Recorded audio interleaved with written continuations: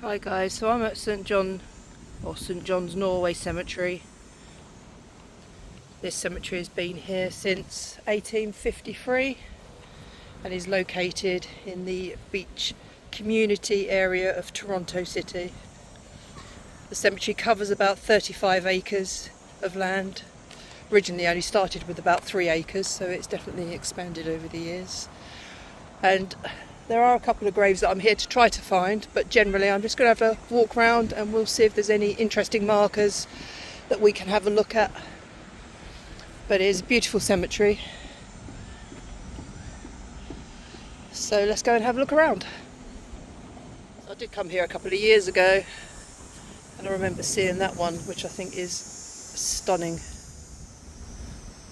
Rest in peace, Mr. Booth, but wow, what a stunning marker.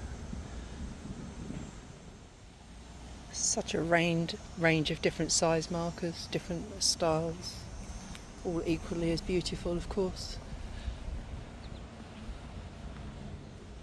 Oh, this one's quite sad.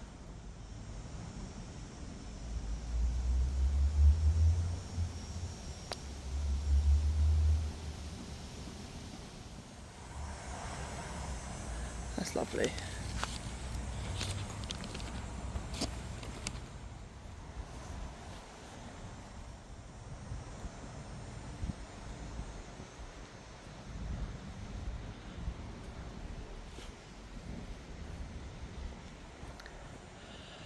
We'll have a look at the church in a bit as well. He was a soldier, William Rottier. Served as a private. William Lewis, Canadian, relative July 1920, age 52. That's a cool one as well.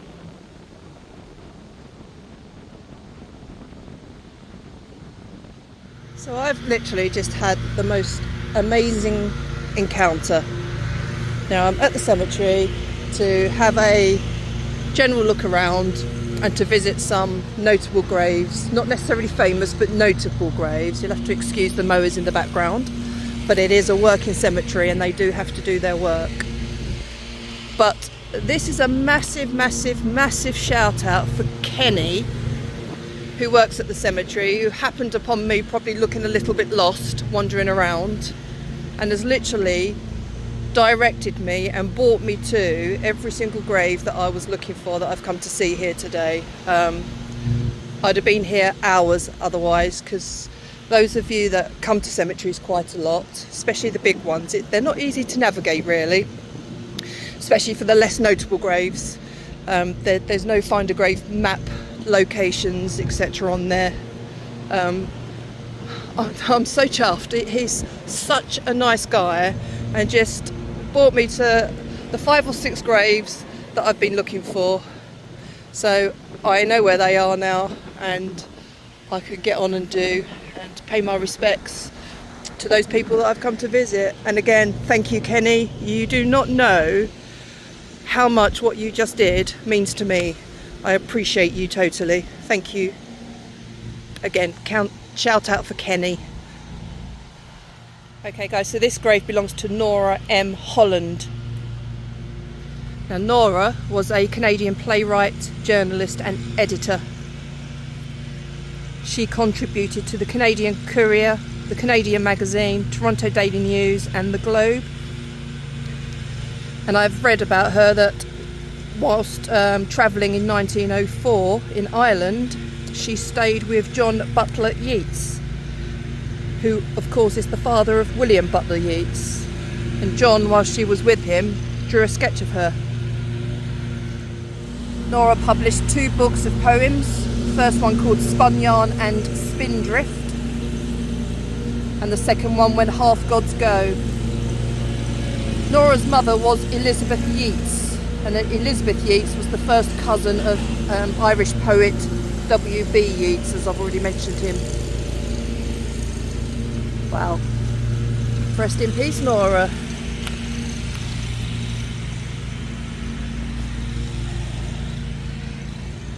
Just leave Nora a heart. Yeah, playwright, poet, writer, editor, and related to the Yeats family. And she's buried here with her husband Lionel Claxton.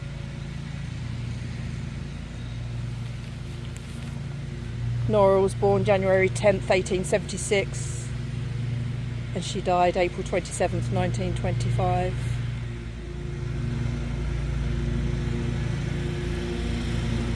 Lionel should definitely be remembered too, shouldn't he? Served in the South African and Spanish American wars.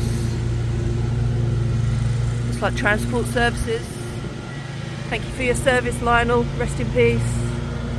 Sorry I'm having to shout, guys, but the mower is obviously noisy. So this is the grave here of somebody called Frank Darling. Frank designed many of Toronto's landmark institutional and financial buildings, including the Bank of Montreal. Designed that one in 1886. Say him and his partners, of course. He designed some of the University of Toronto buildings, the Toronto Club in 1888, Victoria Hospital for Sick Children in 1889.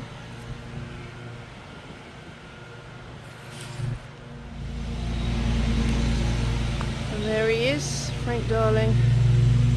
So Frank was born February 17th, 1850. He died May 19th, 1923.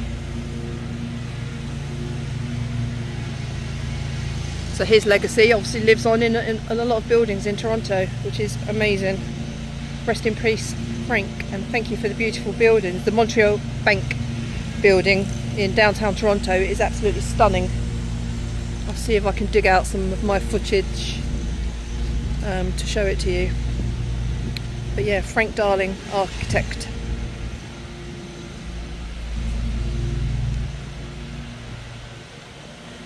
And his family, clearly.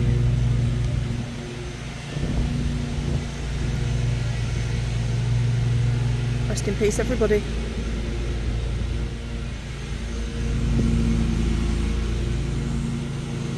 Wow. This is a stunning cemetery. It goes down the hill down there. We're going down there in a second to see one of the graves. I think the soldiers' graves down there too. This is beautiful.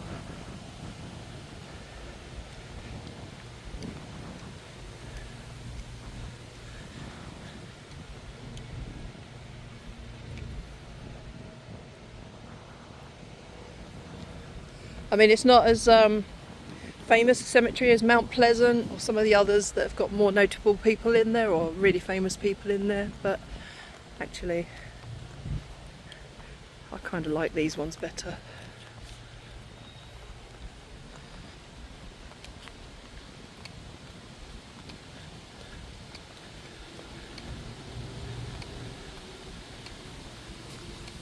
Been in Toronto for a couple of weeks now, just over. It's the first cemetery I've come to. It's unusual for me, isn't it? I feel right at home again. That's beautiful, look. The Russell family. Actually, I think I filmed this one before when I was here a couple of years ago, because the angel had graffiti drawn all over her face. I think I was ranting about that a little bit. I'm glad to see that's been cleaned up. I mean, who comes to deface graves? I just don't understand. Rest in peace, Russell family. Woo, it's windy.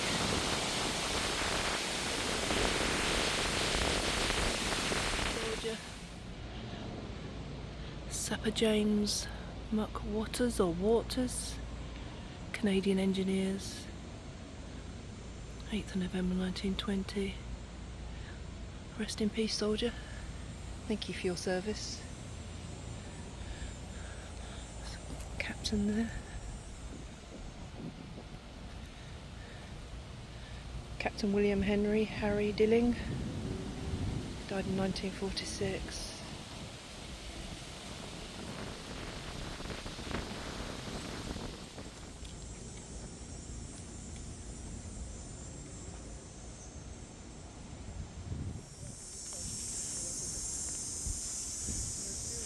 So many soldiers in all areas of this cemetery. So there's some down there, over there, on there, over there, over there. Wow. I normally show the newer graves, but that one's stunning.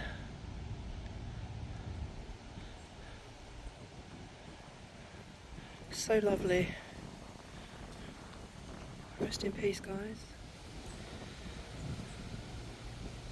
So this is the grave of Roland Harris and his wife Alice. Now, Roland C. Harris, R.C. Harris, he was the Toronto Director of Public Works, and he served, he's one of the longest serving, between 1912 and 1945. He built the R.C. Harris water treatment plant. He started working life as an office boy at Toronto City Hall, and he later became a reporter at the Toronto News. And then from 1899 he worked for the city in various different roles. Unfortunately his passion was engineering, and that showed in the some of the buildings, the R.C. Harris water treatment plant, and I think he had a hand in the viaduct, the Bloor Street viaduct. And he was the Toronto Director of Public Works right up until the time he died. So he's born May 26th, 1875, and he passed away September 3rd, 1945. He was 70 years old. But I'll insert some footage of the R.C. Harris water treatment plant. I mean, it's been upgraded a bit since he first built it, but it's such a beautiful building, it's unbelievable. So Roland C. Harris, R.C. Harris. Rest in peace, Roland and Alice.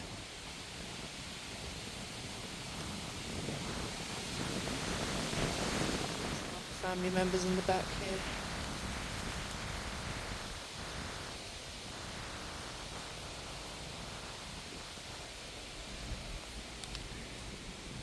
So definitely a notable grave, because another one who's left a lasting legacy. I'll leave a little heart for Mr. Harris and his family. Rest in peace, guys.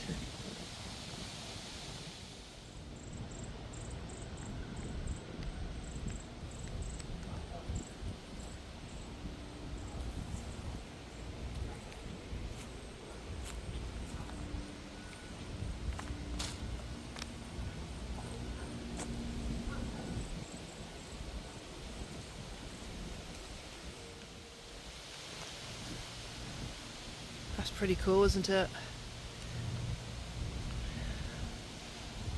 That is Williamson. That's lovely. Lots of squirrels running around. Can you see him? There he is.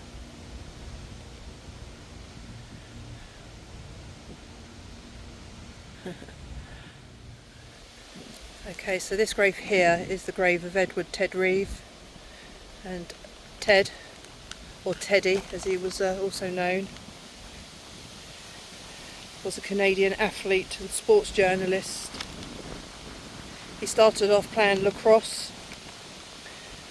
He served in World War I, and then he tried his hand at football, and he played for the Toronto Argonauts in 1923. Toronto Balmy Beach 1924 to 30, and he was also a coach for many years. He wrote a column. I've just had a visit from Mr. Squirrel there. Hi Squirrel, what are you after? What are you after? Ted wrote a column in the Sporting Extras section of the Toronto Telegram newspaper, and he is conducted in Canada's Sports Hall of Fame. So he was born January 6th, 1902, and he died August 27th, 1983. was 81 years old. Ted Reeve. Definitely a notable person. Notable sports person and writer.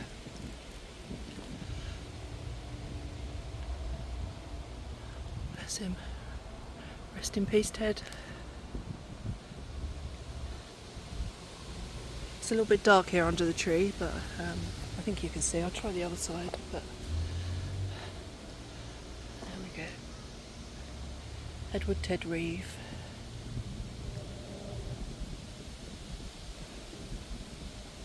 Wow.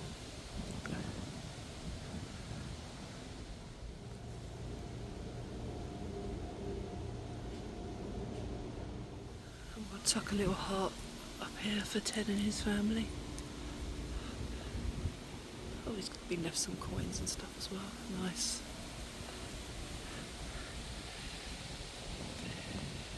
Nice.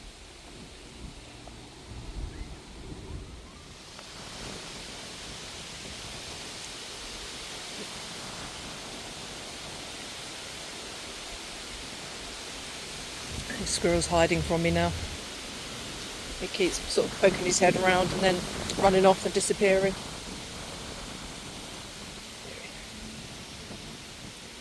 There he is.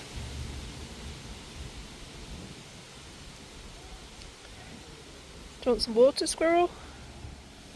So I'm now heading straight down the hill to see another sporting grave. And pay my respects to some more soldiers down there.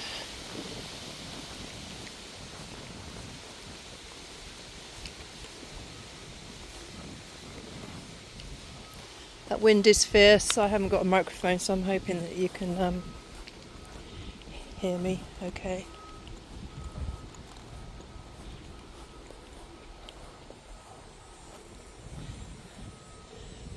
Can't read some of these.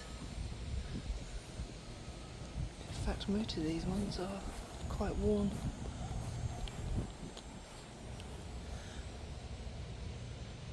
Nope. Can't read them, sorry.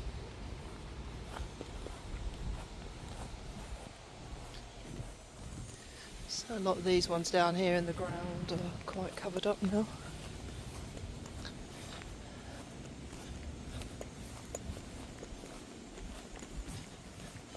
See the stones and some of them you can't.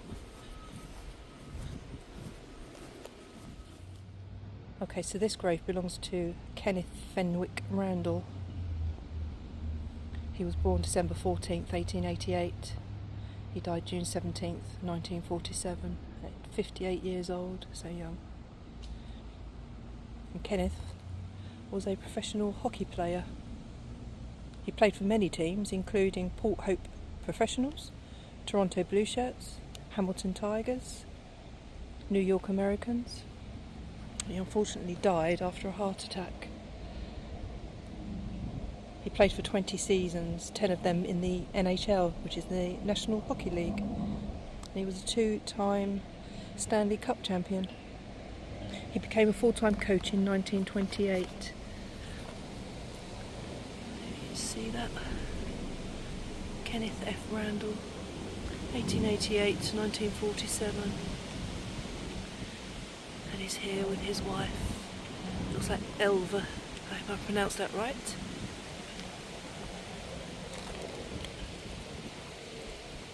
Rest in peace, Kenneth and wife. Rest in peace. It's right at the bottom of the hill. Private residence there. And I nearly dropped the phone. And he is right there.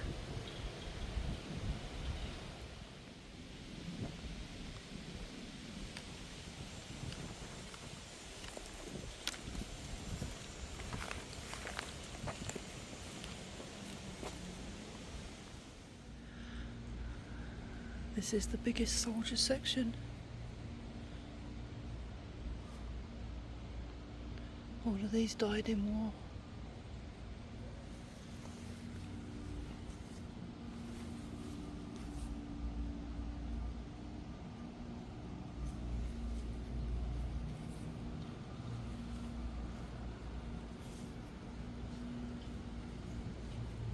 Edward Skinner, Toronto Scottish Regiment. He died 4th of January 1944. He's 47 years old.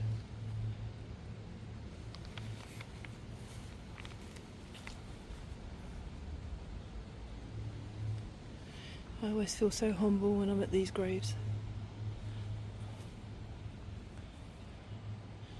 Arthur C. Green or G. Green, Royal Canadian Air Force. He died 6th of February 1944. He's 22 years old.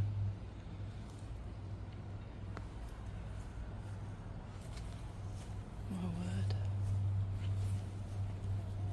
Another one aged 22 years old. Armoured corpse. 26th of January 1943. He was 23 years old. Cyril and Lloyd there. Wow.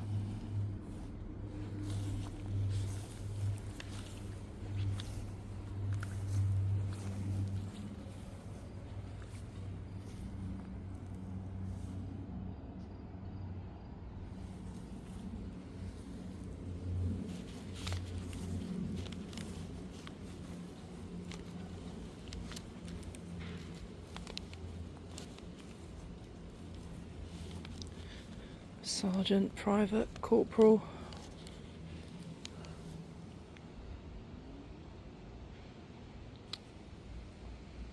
Another one, aged 22, John B. Webster, the Irish Regiment of Canada, died 23rd of May 1942.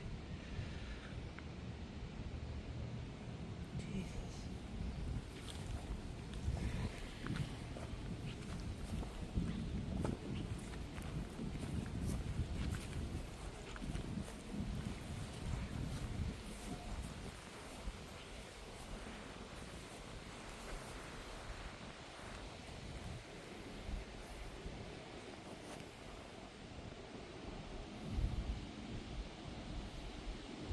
Twenty-nine, 25 years old.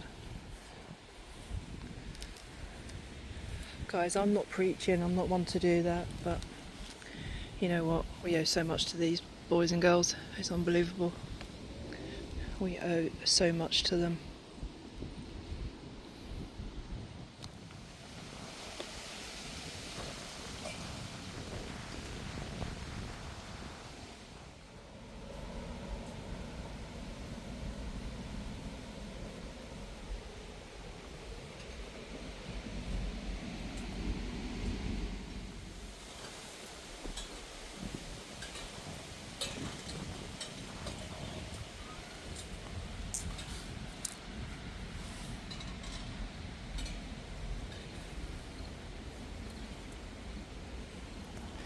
Rest in peace, soldiers.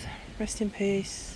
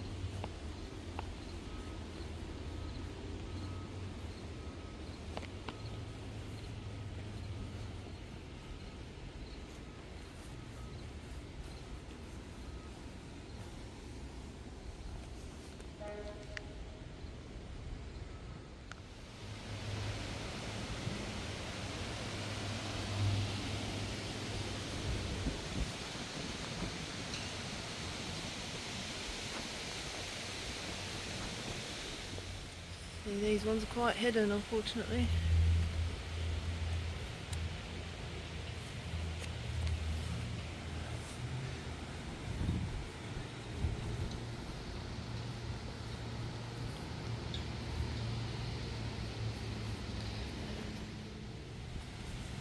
I'd like to do some research and see how many of actual soldiers are buried here, because there were quite a few dotted around the cemetery, really, not in this one place. This is just a concentration of them.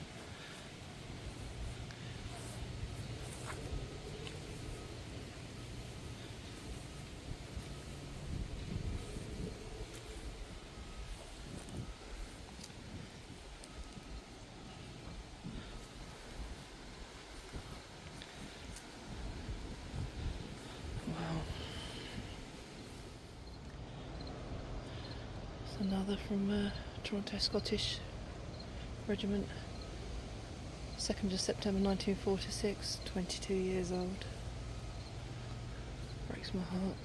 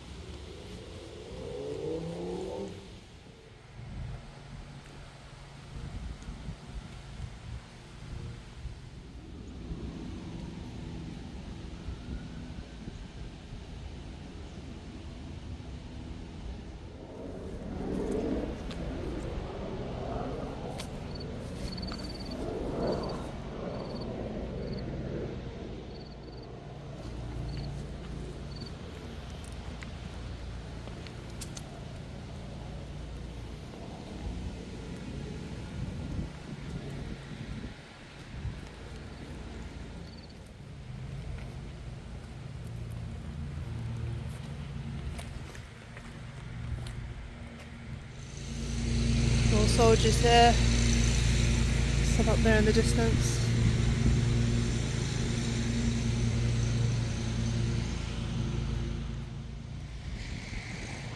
And some of the flat markers are soldiers too.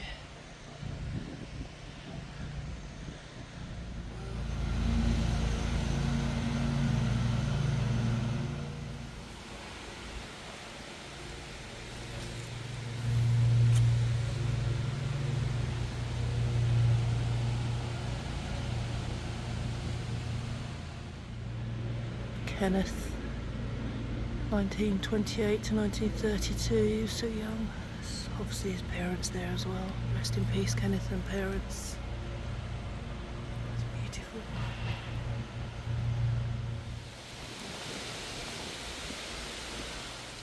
Some more soldiers there. One up the back there. One there. It's quite a high concentration. Soldiers in this cemetery, to be fair. I don't recall seeing so many, or perhaps they're just not obvious in other cemeteries, but in this one it is quite obvious.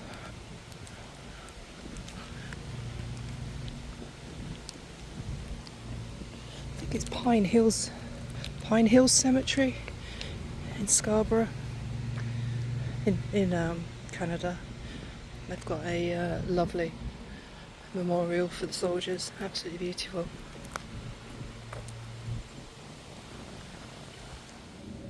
So here we have the grave of Gerald Denyard.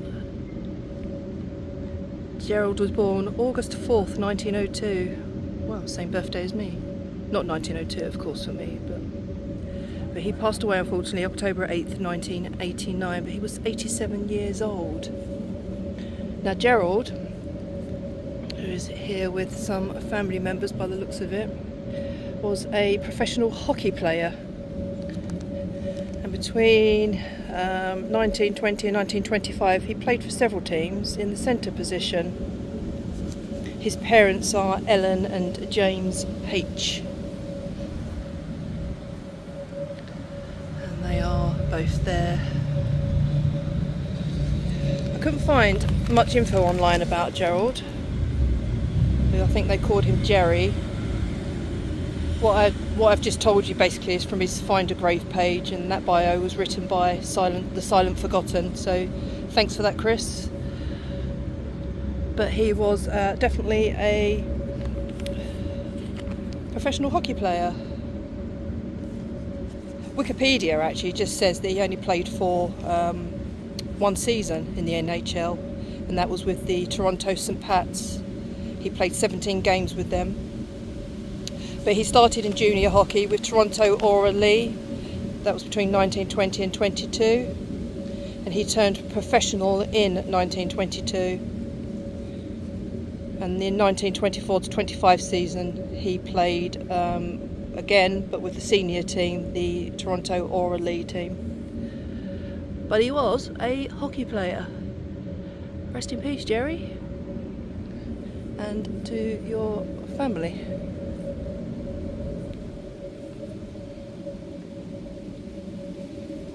Well, Percy,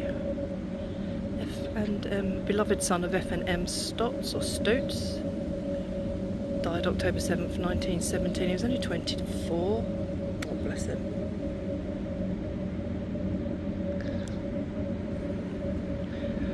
Bless you all. That's an interesting one over there. Native of Glasgow, 1917. David Macmillan. Unfortunately, that's fallen off by the looks of it.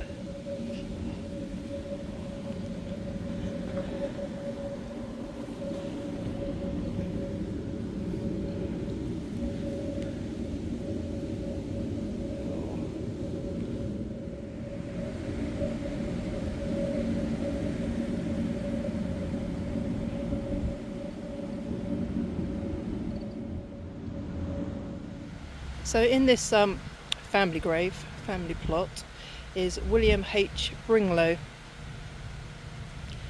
Now William, born July 15th, 1876, passed away December 30th, 1937. He was a veteran racehorse trainer and has been described as one of the most capable trainers to ever take charge of horses in Canada. He trained thoroughbred horses. And in 1927, he was the Canadian and United States champion trainer by earnings. And he is a Canadian Horse Racing Hall of Fame inductee. He's got an impressive list of major racing wins, to be honest. So when I was researching William, I found a story, where apparently March 17th, 1917, in Buffalo, New York, Customs discovered cases of whiskey hidden in the rail cars carrying racehorses owned by the Seagram Stables, which was William's stables. He was arrested for this. His defence was it was necessary to give racehorses in training whiskey. This was backed up by a vet, so apparently a real thing. The vet stated that there were a number of horse diseases that whiskey could help with. Something to do with stimulating certain drugs given to the horses for the diseases, not just random drugs. But William, unfortunately, that defence did not work. He was fined by a US federal judge for illegally importing liquor. But get this, on his return to Canada, a Canadian court fined him for illegally transporting liquor to the US. Damn, talk about a double whammy. But unfortunately, in December 1937, William was taken ill at a racetrack in San Francisco, and he died a few days later. But definitely a notable person. He was well known in the horse racing circles for his stables and his training of racing thoroughbreds. So, William H. Bringlow, rest in peace.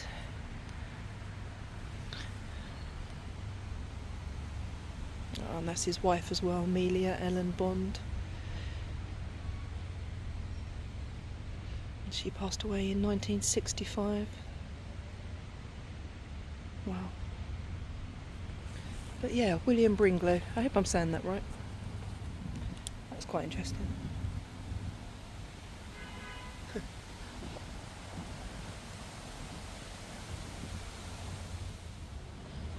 So yeah, I had a second member of staff help me find Mr. Bringlow, because his grave's not listed on Find a Grave, or the location of it. It tells you which cemetery he's at, but that's about it. So I will update Find a Grave. But some interesting characters buried here, or interred here. And I've said it before, it is a beautiful cemetery. It's not massive. I've walked around the majority of it now, because that's what I do.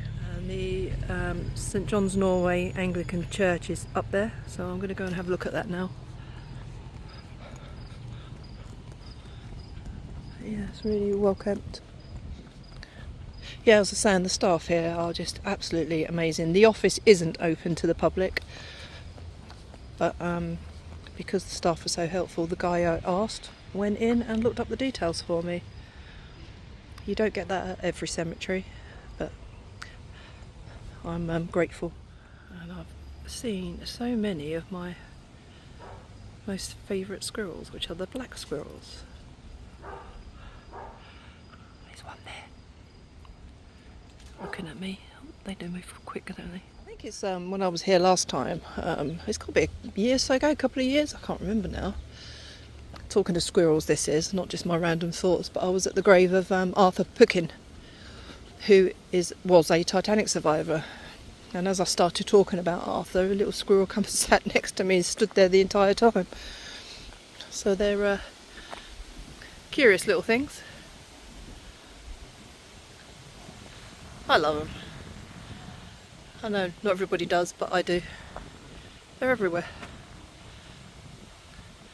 There's another one there. Absolutely loads.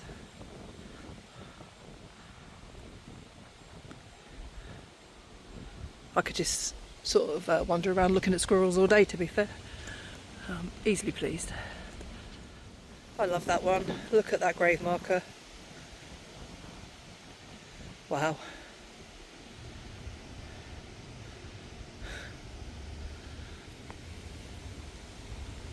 I don't know what's gone on with that one.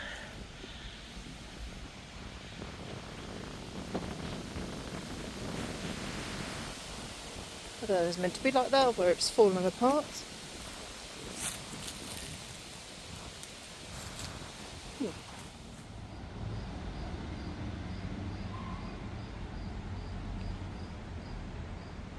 That's nice. Thomas Eaton. Oh, Thomas Eaton's wife. Where's Thomas Eaton? I wonder if he's part of the Eaton franchise. Like Eaton department store I'm talking about, in case you can't guess.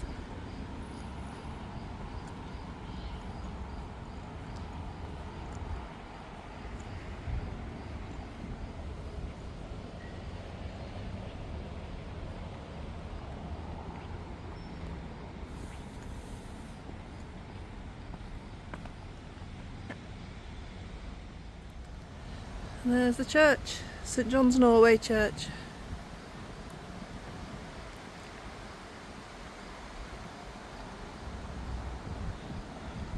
It's lovely.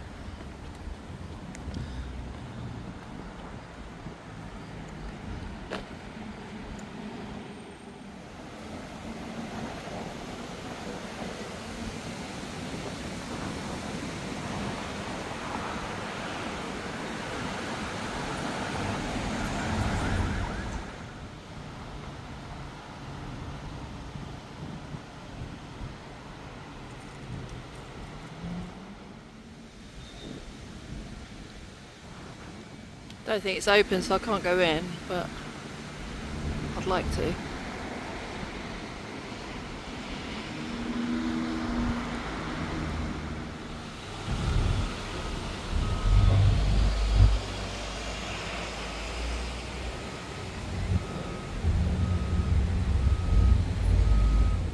So we talked about squirrels earlier. I just come around to have a look at the church, but right on top of the roof. Squirrel. He's just sitting there, surveying the land, watching the world go by. Oh, that's so cute.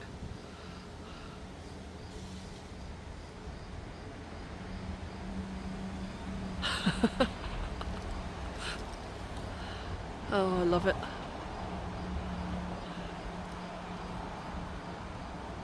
Oh. You're going to move squirrels so they know you're still alive? Hell, he moved. Great stuff. So, unfortunately, I can't show you inside the church, but it looks pretty cool on the outside. It is classed as a historic church, and I love these red brick buildings. So cool.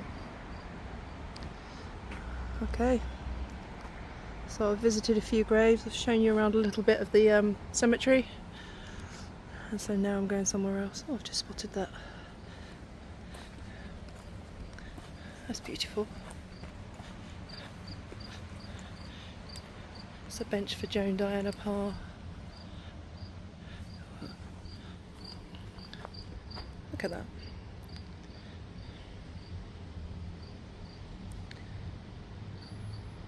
That's lovely. Rest in peace, Joan. So they described the cemetery in two parts really, and as I said to you, it went from about 3 acres to about 35-ish, and they described this part here as the old part. So I'm guessing sort of everything beyond over that way is new. But yeah, I'm impressed with this cemetery. I'm impressed with the staff. Ever so helpful. I just stopped and had a chat with one of them, and we've got sort of he knows a bit of England and he's got family and stuff in different places, so it's quite nice.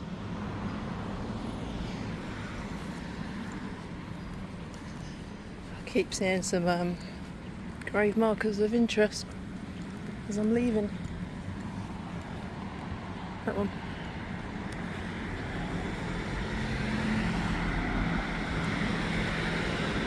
So this burial plot was presented to the Sons of England, B.S. by John W. Carter, Supreme Secretary in 1916. And a lion on top. Very interesting.